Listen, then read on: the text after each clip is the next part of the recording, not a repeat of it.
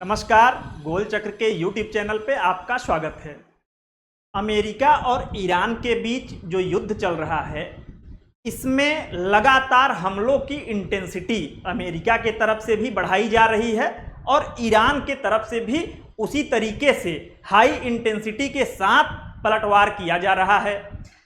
इस युद्ध ने जो है एक तरीके से पूरे देश को, पूरे विश्व को कह सकते हैं कि आर्थिक मंदी की तरफ ले जाने और थर्ड वर्ल्ड वार की ओर ले जाने की तरफ कदम बढ़ा दिया है। ऐसा मैं इसलिए कह रहा हूं कि अभी तक हॉर्मुज जलडमरू मध्य जो है वो बंद था, लेकिन अभी हूती विद्रोहियों ने, जो कि यमन में हैं, उन्होंने जो लाल सागर का रास्ता है, बबल मंडेब जलसंधि, उसको भी बंद करने के लिए जो है एक तरीके से चेतावनी दी है और सऊदी अरब के जितने भी जहाज वहां से गुजरते हैं उनको खास करके उसने चेतावनी दी है। ऐसे में अगर बबल मंडेब जलसंधि भी बंद होता है और सऊदी अरब या अन्य देशों की इसमें भागीदारी बढ़ती है तो ये युद्ध जो है ये तृतीय विश्व युद्ध की ओर आगे बढ़ सकता है।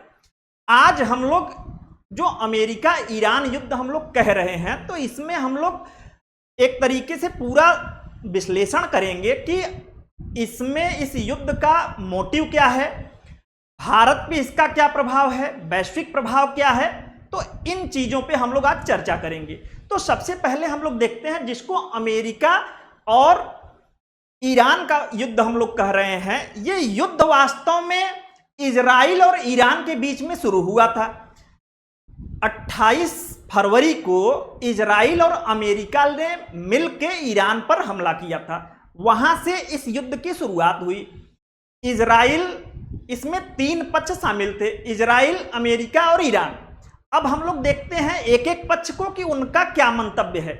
इजराइल जो कि एक यहूदी राष्ट्र है और उसके लिए सबसे जरूरी है कि वो चाहता है कि क्षेत्र में ईरान जिन भी आतंकवादी गुटों को समर्थन दे रहा है, पैसा दे रहा है, हथियार दे रहा है, वो ना दे। ईरान शक्तिशाली ना हो। ईरान का शक्तिशाली होना इजराइल के जो है एक तरीके से अस्तित्व के लिए ही खतरा है। और इजराइल इस मामले में एकदम क्रिस्टल क्लियर है, उसकी नीतियां एकदम क्रिस्टल क्लियर हैं कि जिन भी आतंकवादी समूहों को ईरान मदद कर रहा है, चाहे वो हमास हो गाजा में, चाहे लेबनान में हिजबुल्ला हो और चाहे यमन में हूती विद्रोही हो, वो उनको निस्तो नाबूद करने के लिए आगे कदम बढ़ा रहा है। हमास पे आप लोगों ने हमले देखे, अभी लेबनान में हिजबुल्ला के खिलाफ उसके ऑपरेशन जारी हैं। और एक बात और आपको बताऊं कि इजराइल ईरान वार का जो प्लान है वो इजराइल द्वारा बहुत पहले से गढ़ा जा रहा था और इजराइल की सोची समझी रणनीति थी कि इस युद्ध में अमेरिका को शामिल किया जाए।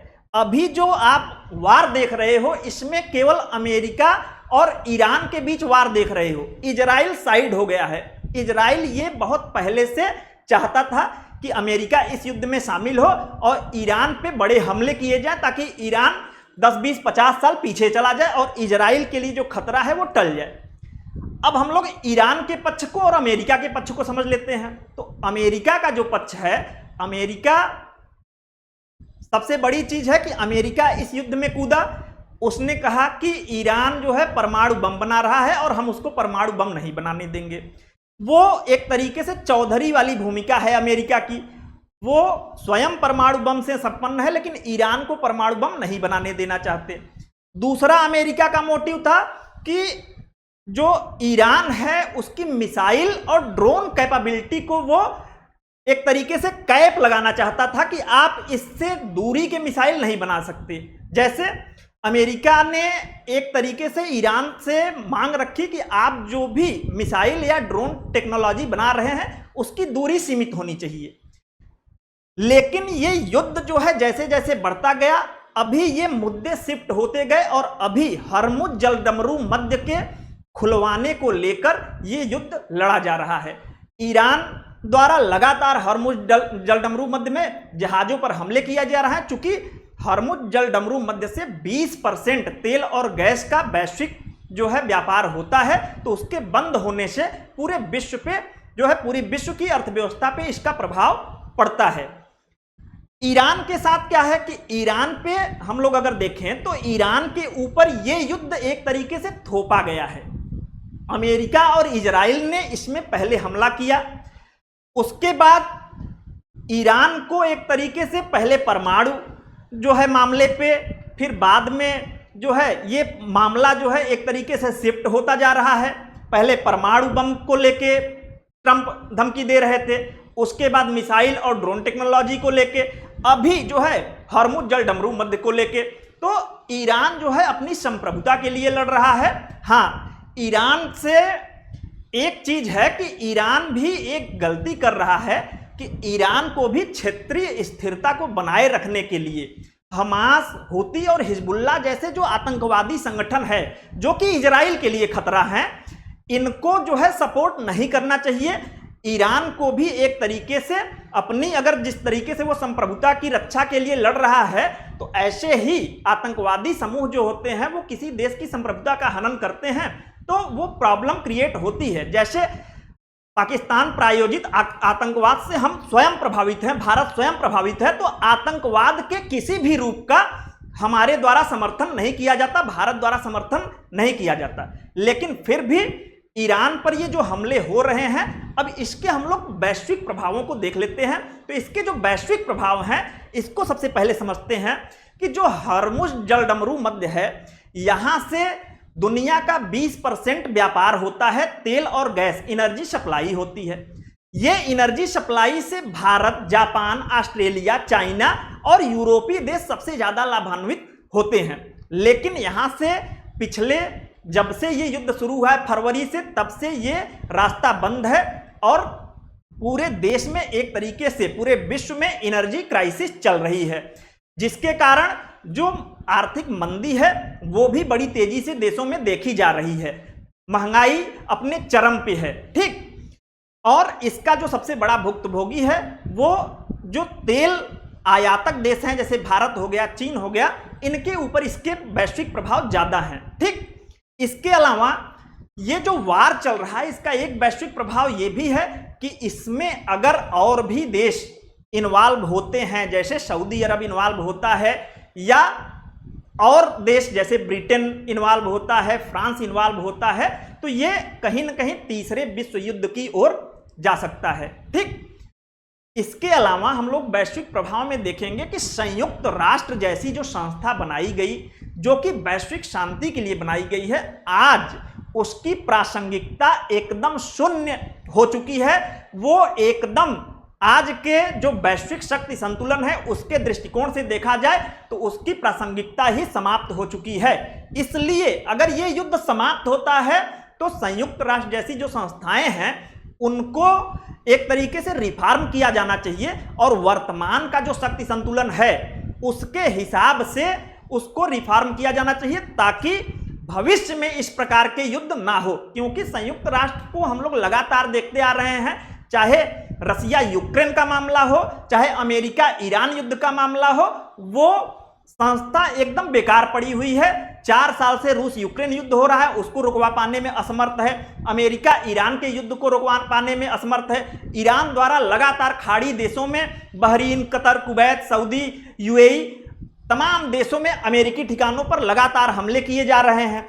और एक तरीके से हम कह सकते हैं कि इस युद्ध का जो दायरा है ये कभी भी बढ़ सकता है, ठीक। तो वैश्विक प्रभावों को हम लोग देखने के बाद अब हम लोग आते हैं कि भारत पे इस युद्ध का क्या प्रभाव पड़ रहा है, ठीक है। ये सबसे इंपॉर्टेंट है, क्योंकि भारत जो है यहां पे हम लोग देखते हैं कि भारत एक तरीके से एनर्जी के लिए तेल गैस के लगभग 80 से 85% जो है तेल गैस का आयात करता है, और सबसे ज्यादा आयात खाड़ी देशों से भारत का होता है, ठीक है। ऐसे में हम लोग जब से युद्ध शुरू हुआ है अपने देश में देख रहे हैं कि एक एनर्जी क्राइसिस चल रही है, चाहे वो गैस की बात करें या तेल की बात करें, पेट्रोल डीजल की बात करें, ये इनके रेट लगातार बढ़ रहे हैं और आसानी से जो इनकी उपलब्धता थी उसमें भी दिक्कत आई है। अगर ये युद्ध लंबा खिंचता है तो भारत में जो एनर्जी क्राइसिस है ये और बढ़ सकती है।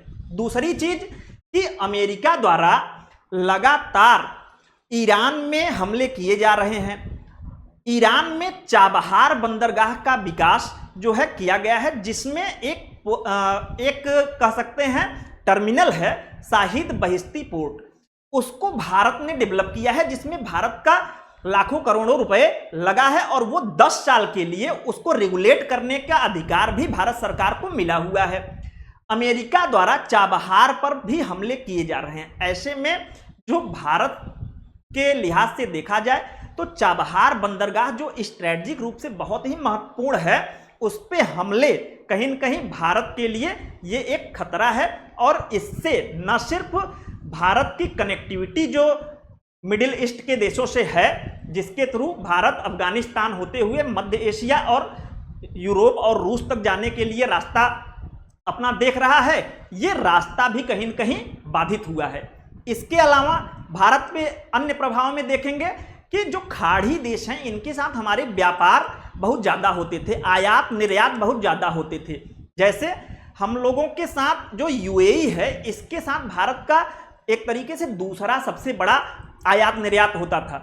लेकिन जब हरमुज जलडमरू मध्य जब से बंद हुआ है, ये जो आयात और निर्यात है इस पे भी बहुत ज़्यादा प्रभाव पड़ा है, जिससे कि न सिर्फ खाड़ी देशों में रहने वाले भारतीयों पर प्रभाव पड़ रहा है, बल्कि भारत में भी बेरोजगारी जो है ये देखने को मिल रही है। जो भी इस तरीके के ट्रांसपोर्ट में लगे हुए लोग थे, उनमें हम देख रहे हैं कि वहां पे लगातार कर्मचारियों की छटनी हो रही है और इसका प्रभाव यही है कि भारत के माल खाड़ी देशों तक या मिडिल ईस्ट के देशों तक नहीं पहुंच पा रहे हैं, क्योंकि कनेक्टिविटी बाधित हुई है और वहां से जो माल भारत आते थे वो नहीं। तो एक तरीके से बेरोजगारी भी भारत में देखने को मिल रही है। ठीक है, तो यहां पे हम लोगों ने देखा कि इजराइल का क्या पॉइंट ऑफ व्यू है, वो अपने मकसद में पूर्ण रूप से सफल है। आज ये युद्ध अमेरिका बनाम ईरान चल रहा है। अभी का मुद्दा जो है वो हरमुज को खुलवाना है। अब देख पाते हैं हम लोग आगे कि क्या अमेरिका हरमुज खुलवाने में सफल होता है या एक तरीके से अमेरिका ईरान युद्ध में फंस चुका है। लगातार डोनाल्ड ट्रंप की जो है एक तरीके से इमेज पूरे विश्व में और अमेरिका में गिरती जा रही है। तो आगे हम लोग आने वाले समय में देखेंगे कि अगर इसका एक समाधान कूटनीति के माध्यम से, बातचीत के माध्यम से निकाला जाए तो वैश्विक शांति होगी और वैश्विक जो इकोनॉमी है ये भी नहीं प्रभावित होगी। और सबसे बेटर तरीका यही है कि अमेरिका को, ईरान को, इजराइल को ये बैठकर मध्यस्थता के साथ बातचीत करना चाहिए और इस मुद्दे का हल निकालना चाहिए। और जो हरमुज जलडमरू मध्य है, ये एक तरीके से अंकलास के जो कानून है उसके तहत ये सभी देशों के लिए उपलब्ध होने चाहिए। इस पे किसी भी देश का कब्जा नहीं होना चाहिए। ठीक है, तो ये हम लोगों ने आज विश्लेषण देखा। फिर नेक्स्ट हम लोग देखेंगे जो भी इसमें नया अपडेट होगा उसके हिसाब से। आज हमने सबके पक्ष को देखा। ठीक है, तो आज के लिए इतना ही। धन्यवाद।